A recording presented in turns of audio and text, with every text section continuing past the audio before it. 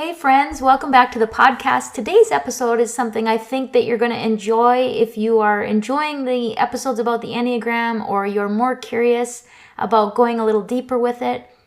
We've talked about the 9 Enneagram types and their core motivations, fears, and desires, but today I want to dig into a layer of the Enneagram that many people find really transformative once they discover it. I'm talking about Enneagram Subtypes. These subtypes reveal how our natural instincts, our most basic survival mechanisms, shape the way we express our core Enneagram type.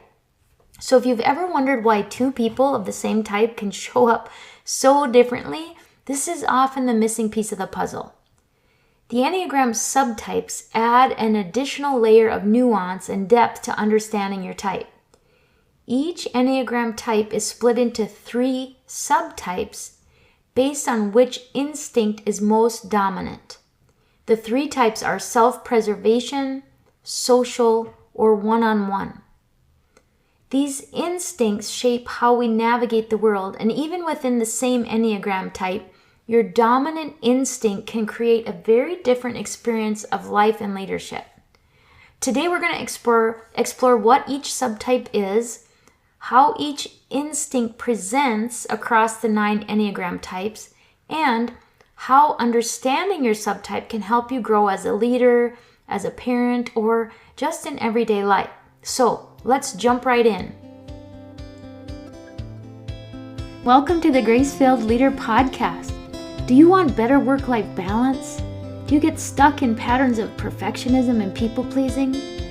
Have you always been an overachiever but never really felt good enough, no matter how much outward success you achieve? Do you want more time for the things that matter most? Well, you are in the right place. Here on the Grace-Filled Leader Podcast, we focus on spirit-driven success and share the secrets to having better work-life balance as a busy woman in leadership. Here you will learn how to set boundaries like a boss, find peace of mind, and reclaim your time for the things that matter most. Hi, I'm Tanya, a wife, mom, leader, and certified Christian life coach. For most of my life, I tried to find worthiness through achievement.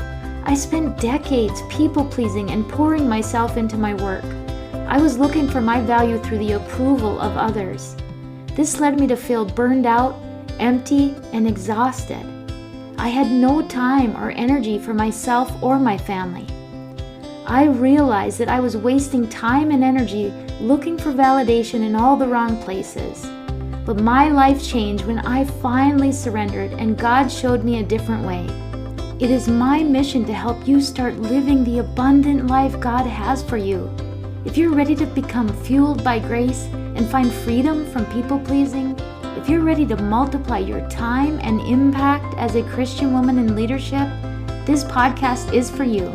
Roll up your sleeves, sister friends. It's time to get after it. Each person has all 3 instincts or subtypes, but one tends to dominate and shape their core type. Here's a brief breakdown of the 3 different subtypes. The first is called the self-preservation subtype. The self-preservation instinct focuses on personal safety, security, and comfort. People who lead with this subtype are primarily concerned with their own well-being. This can show up as a focus on health, finances, physical environment, and practical concerns. Subtype 2 is the social subtype. The social instinct is all about finding one's place in the larger community or social structure. People with this subtype are highly aware of group dynamics, roles, and how they fit into the larger picture. They are often motivated by the desire to contribute to the greater good or achieve status and recognition within a group. And finally, subtype 3 is the one-on-one subtype. The one-on-one subtype is focused on intense, intimate connections with others. People who lead with this instinct crave depth and intensity in their relationships and in their experiences. This subtype isn't necessarily sexual, but even though sometimes that's another name for the subtype, the one-on-one or sexual subtype, but it refers to seeking deep personal bonds and transformative experiences. So now that you understand a little bit about the subtypes, let's take a look at how they show up in each of the 9 Enneagram core types. Before we dive into the subtypes of each type, I want to briefly remind you of the core characteristics of each Enneagram type. Type 1 is the reformer. Type 1s are principled, responsible, and strive for perfection. They have a strong inner critic, and they're motivated by a desire to improve themselves and the world around them. Their core fear is being seen as corrupt or wrong, and they desire to live with integrity. Now, the subtype of self-preservation, so a self-preservation one focuses on personal integrity and discipline. Social ones strive for societal justice and improvements in the community. And one-on-one type ones are more intense, seeking perfection in their relationships. So core type number 2 is the helper. Type 2s are empathetic, caring, and generous, often going out of their way to meet others' needs. Their core fear is being unwanted or unloved, and they desire to feel appreciated and loved for their helpfulness.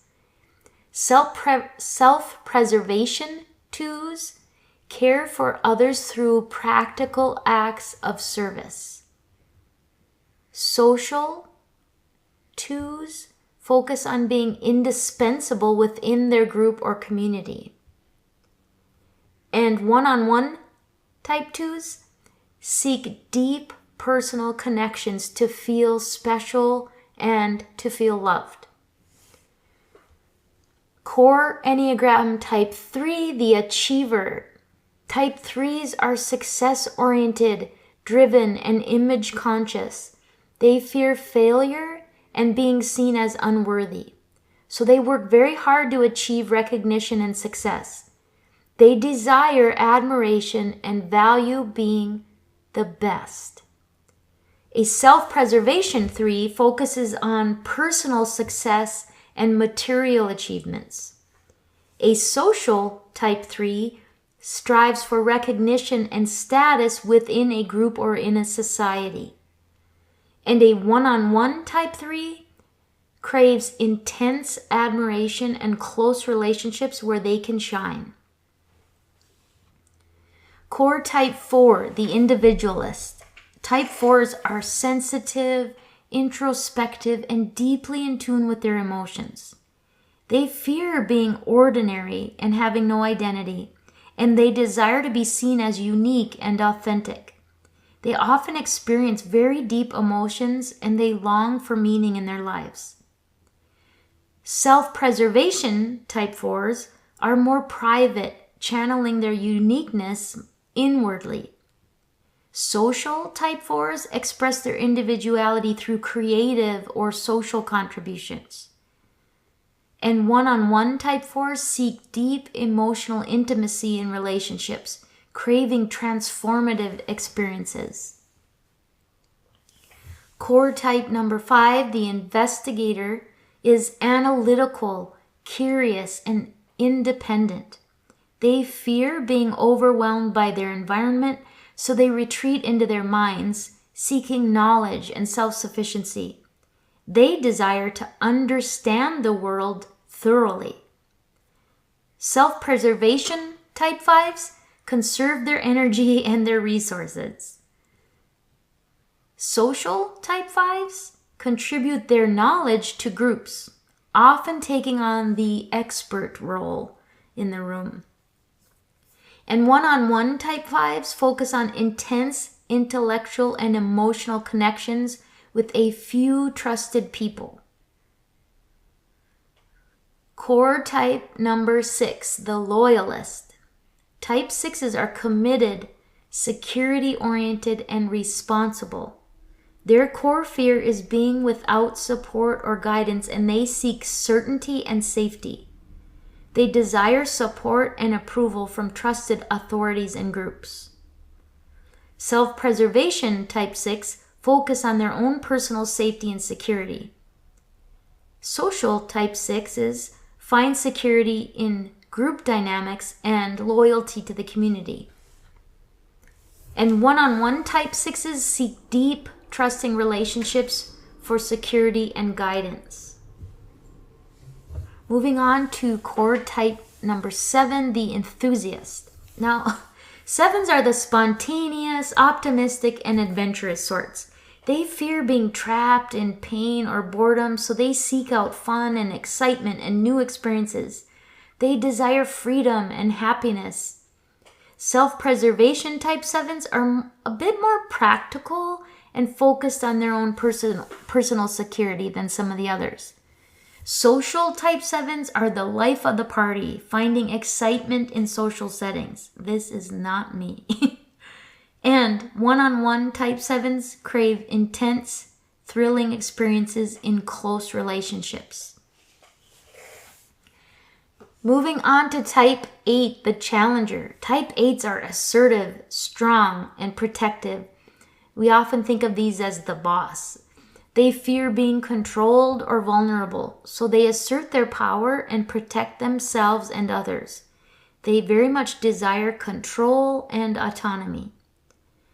Self-preservation 8s focus on protecting themselves and their loved ones.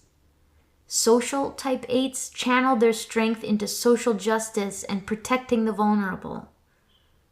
And one-on-one type 8s seek deep, intense relationships where they can assert their power. And finally, type 9, the peacemaker. Type 9s are typically easygoing, agreeable, and conflict averse. They fear disconnection and conflict, so they often go along with others to maintain the peace. They desire harmony and inner stability.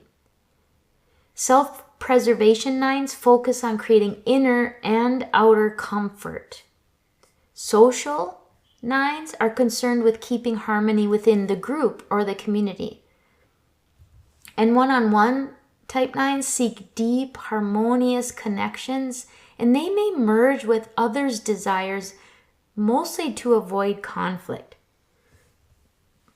So you can see how these 3 subtypes play out in each unique core Enneagram type. Understanding your Enneagram subtype can be incredibly powerful. It gives you a clearer understanding of why you act the way you do within your Enneagram type. It helps you pinpoint how your dominant instinct drives your motivations, your fears, and your behaviors. So here are a few practical steps you can take after today's episode. Number 1, reflect on your dominant subtype. Are you primarily geared towards self-preservation, social, or one-on-one subtypes? Reflect on how this instinct shapes the way you show up in your life, in your leadership, and in your relationships.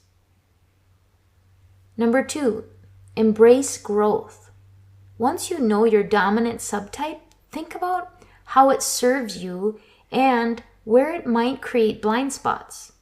Are there areas where you can bring more balance into your life? Number 3, work with your instinct, not against it. The goal isn't to change your subtype, but to work with it more consciously. For example, if you are a self-preservation subtype, find ways to nurture your need for security without over-isolating yourself. Number 4, share what you've learned. If today's episode resonated with you, share it with a friend, a family member, or a team member. The more we understand our own and each other's instincts, the better we can navigate our relationships and our leadership.